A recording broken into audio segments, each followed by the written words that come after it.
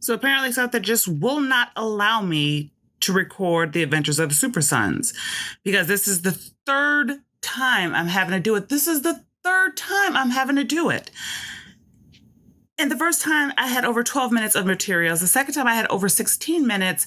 And I have no idea how much time I'm going to have on this one, but it's really beginning to bother me. And I'm hating this phone so much. I'm hating, like, modern technology is getting on my last nerve because the quote unquote better they seem to say that they're making it, the worse it actually seems to work. And it's not making my life easier. It's not making anything easy. I hate it. So hopefully third time is the charm. If not, I have no idea what I'm going to be. I have no idea what I'm going to do because I might have to table it. I might have to table it. So this is the Adventures of the Supersons. And of course, it is the 12-issue maxi series. And of course, this was DC's attempt to try to placate the fans when Brian Michael Bendis came and they stopped all of the Superman related stuff in order to give Bendis complete and total control over everything Superman. And to this day, I still hate DC for doing that. I cannot stand what Bendis is doing to my beloved characters. That includes Jonathan Kent. I've never really been a fan of Lois, but what Peter Tomasi did and what Dan Jurgens did made me actually like Lois. And of course, Bendis comes in and he just ruins everything. And if this becomes more about just that aspect, then yeah, so be it. So one of the things that really kind of bothers me is not this series, because this series is fun, but it is the taking of an established series. It's taking, because I know that these people do it on purpose. Brian Michael Bendis does it on purpose. You know, you come in to an established fan base and you proceed to destroy it because what you're really interested in doing is doing what you want to do. You want people to be impressed by your brilliance. So you destroy what they love, thinking that, well, once I give you no choice, you'll have no choice but to love what I love. And that's stupid because I'd rather stop reading Superman than to deal with that foolishness. And I've stopped reading Superman, and I'm looking at the Comicrons, and I just, like, to me, I just keep hoping, like, just go down further because I want them to take Brian Michael Bendis off of Superman. I want them to give him something else that is just his own. And yes, let it be DC and let him ruin that to his heart's content. Get off of Superman. Leave Superman alone. Like, that's really what I want from Brian Michael Bendis. I want him to leave Superman and the Superman related stuff alone. But right now I have no choice but to deal with it. And I'm still thinking hard about how I'm going to feel about the 5G, because it depends on the series and things like that are going to be coming out on 5G. I already know that if Brian Michael Bendis is writing Jonathan Kent as the new Superman, I'm not going to be interested because you've already destroyed Jonathan. So there's no way that I'm going to read your further destruction of Jonathan Kent and Superman. Not doing it. Like, for all that I've been a Wonder Woman, for all that I've liked, I should say, like, I've never really been a fan of, I've never really been a fan of Wonder Woman. Like, I remember watching the syndicated episodes of the television show, but that was kind of like my only thing with Wonder Woman, that and the Justice League cartoon. So I've never really been a fan of Wonder Woman. So I don't really care who they are going to have to replace her. And I'm not really a Batman fan. And I think it's probably a weird thing because, so true story. When my grandmother was pregnant with one of my uncles, another of my uncles was obsessed with comic books. Like I get my love of comic books from my one uncle who passed away a couple of years ago from cancer. So he was obsessed with comic books. He was obsessed with like comic book television shows and all of that.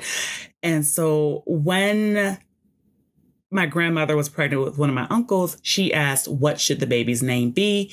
And he said, Bruce Wayne. So I have an uncle who's named after Batman. And I guess like for me, it's kind of like, well, he's Batman. So I'm more interested in Superman. So I don't know. It's probably like a weird, quirky thing for me. It's not that I dislike Batman, but it's like Batman is like the least interesting to me of the DC characters. So yeah. So when it comes to 5G, I don't know. And I can honestly say that I don't know.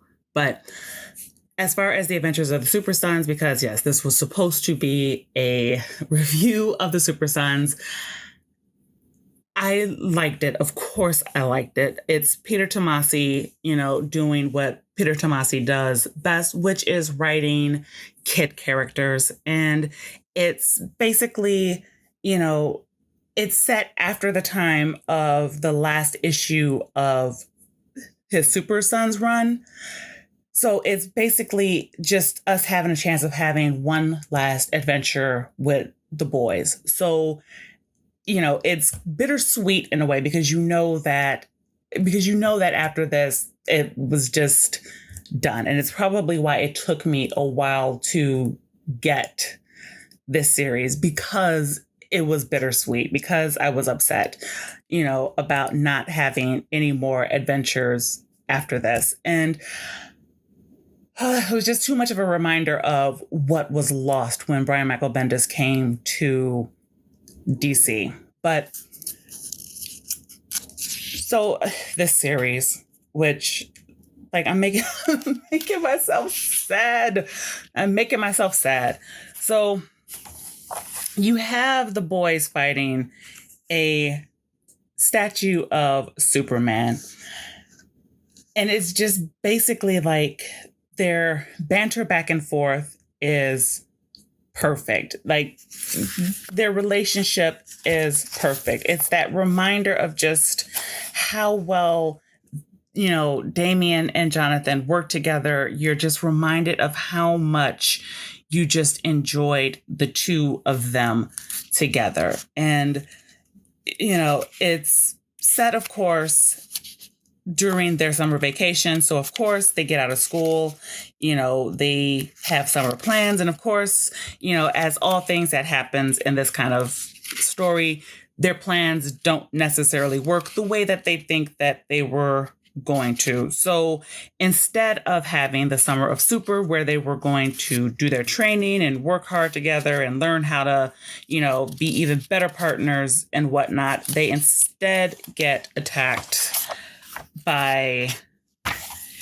the kid version of the League of Villains. So, yeah, I mean, it's kind of cheesy in that regard because you have a kid version of Lex Luthor, a kid version of Joker, a kid version of Deadshot, Iceman, all of that. So or Dr. Freeze, whatever. You feel like it's a little cheesy for that reason.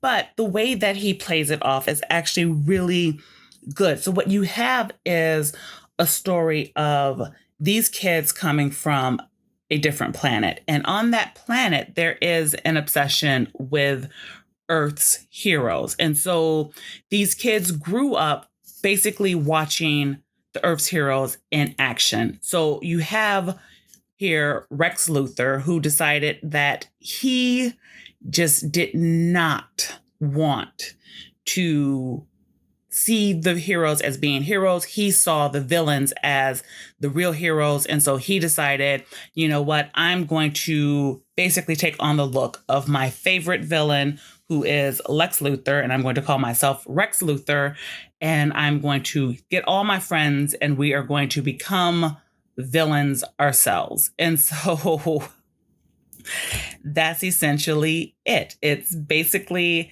Rex Luthor wants to not just take over the world, he wants to destroy his world and destroy Earth, and he wants to remake it in his own image. And he wants to do that through, I almost call it the Rubik's Cube, but hold on a second. So he wants to steal this cube. And so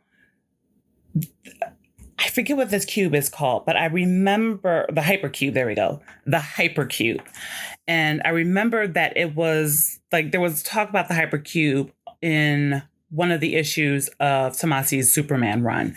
So yeah, essentially the hypercube is what's going to allow Rex Luthor to do what he wants to do, which is destroy his world and Earth and remake it in his image, so he believes. And so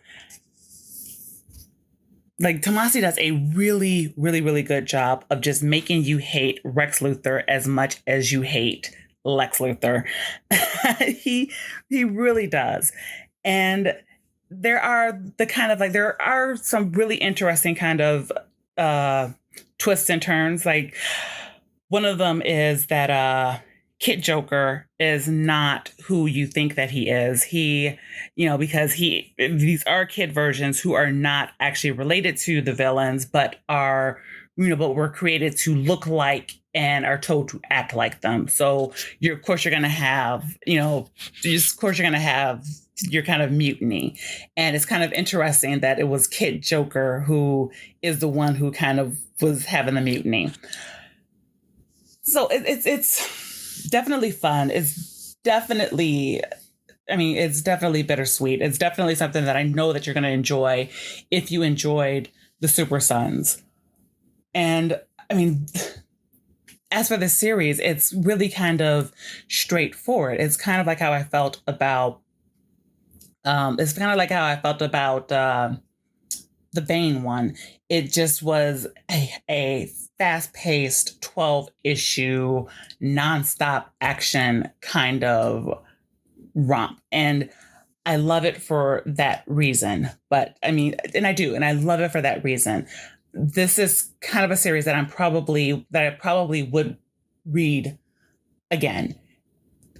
And, yes, I would read it again. And yes, it's still going to be bittersweet because of what was lost. And so, yeah, it's definitely kind of a weird thing for me because as much as I loved it, as much as I enjoyed it, I still could not help but think about the old Supersons run and being so upset at Brian Michael Bendis coming to DC and ruining my beloved Superman. So I'm going to try not to rant about that because, how I would just love to continue ranting about that. I just, at this point, there really is nothing else to say other than I have to keep the faith, so to speak, because they took Tom King off of Batman, and James Tynion seems to be doing much better with the run. So I'm really kind of hoping that we can get the same thing at some point where DC finally understands that Brian Michael Bendis is destroying your character. Like I'm so, man, I can't even get into it because it's sort of like it's an extreme discouragement to a degree because it's just the business practices that I'm seeing are just not good. And it gives me video ideas. It does give me video ideas, but it's a travesty. So